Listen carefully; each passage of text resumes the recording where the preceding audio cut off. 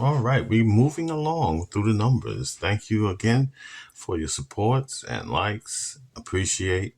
And we're dealing, this time I'm going to do one with the 7 and then the last two, which will be the 8 and the 9.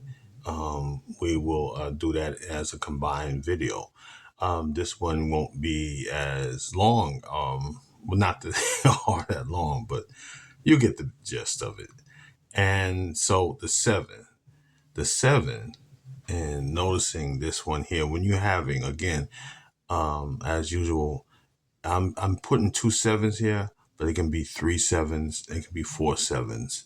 But in this point here with sevens, or number seven, I'm going to refer to, and that would be K2.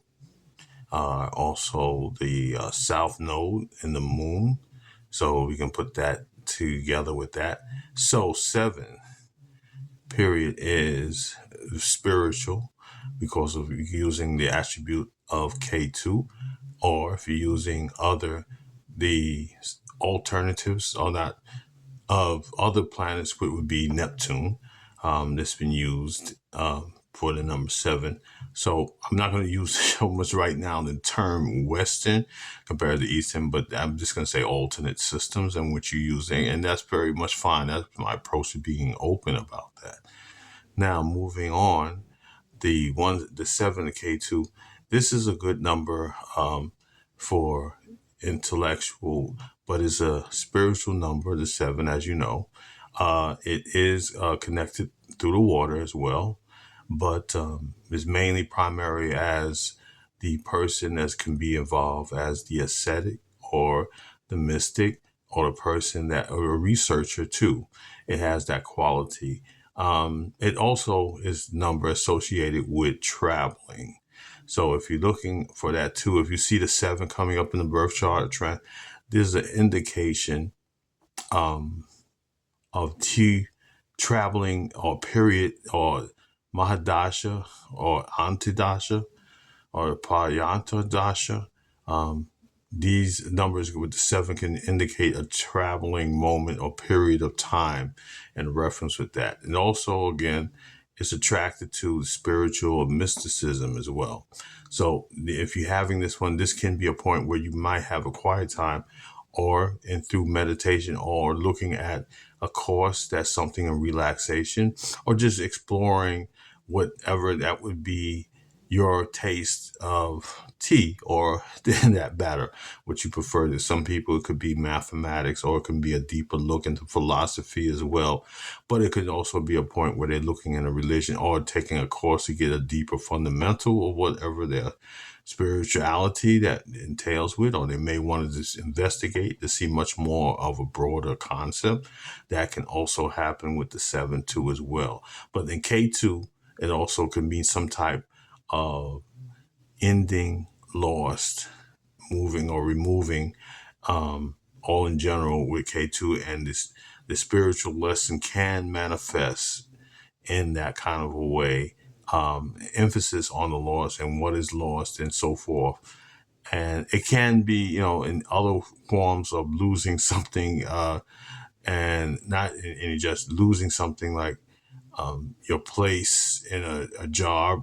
That can also be another point of this. So that's serious business as well. But it can actually indicate a moment of a journey, and it could be through sea, ships, and so forth, a voyage as well, a cruise in that manner.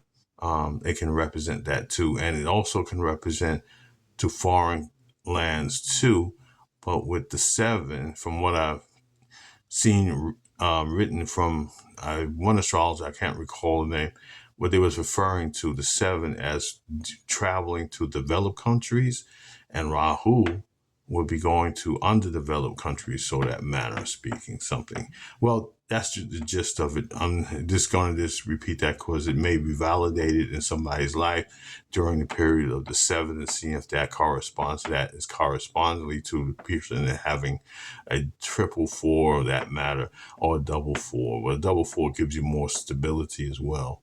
So I wanted to enlighten you on this one here on the seven. And when you're having the double seven, of course, is the intuitive, the analytical self can be associated with the seven.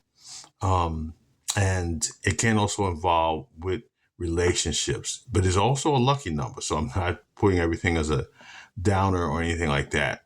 It's more of it's a number that when you get this number coming up in your chart, it can references these items, but in more also, it can be a spiritual matters too that you may have and you question about, and again, like that. So I'll think that would be I think I can wrap it up from here for the seven. But the double seven, as I'm finishing our thought, intensifies the analytical part. It is also a lucky number. So it can also intensify luck, but it can also bring um, it's stability if you're having one. Because look, it's in the center, and you see it as the center, and the center is centering, grounding, the soul effect, stability. So that can be, but with a double seven, it can be offset that and censor that. It can be more changes with double sevens. They may have more frequent changes in their location because of the travel or job, career, and all can be relationships in that manner. And when I'm saying relationship, that's a broader whole term with that. So in closing, that's more or less how you have it when you're looking at the double seven in the birth chart or by the Mahadasha. So on that note, hope everybody is enjoying a holiday. Happy holidays again to those who celebrate, and peace.